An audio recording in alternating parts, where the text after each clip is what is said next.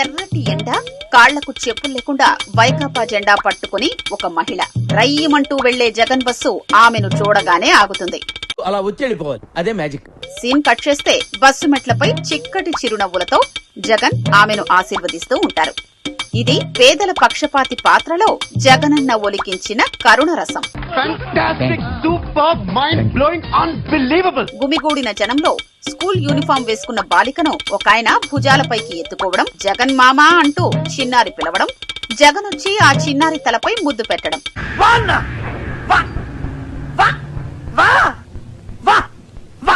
Bus రయ్యమంటూ వెళ్తుంటే కొందరు యువకులు రోడ్డు పక్కన మోకాళ్లపై నిలబడి మొక్కుతున్నారు.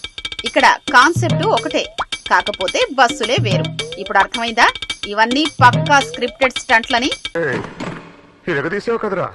ఎన్టీఆర్ని చూశాను, ఏఎన్ఆర్ని చూశాను, అమితాబ్ని చూశాను, కమల్ని చూశాను, కానీ నీలాంటి నటుడిని చూడలేదురా.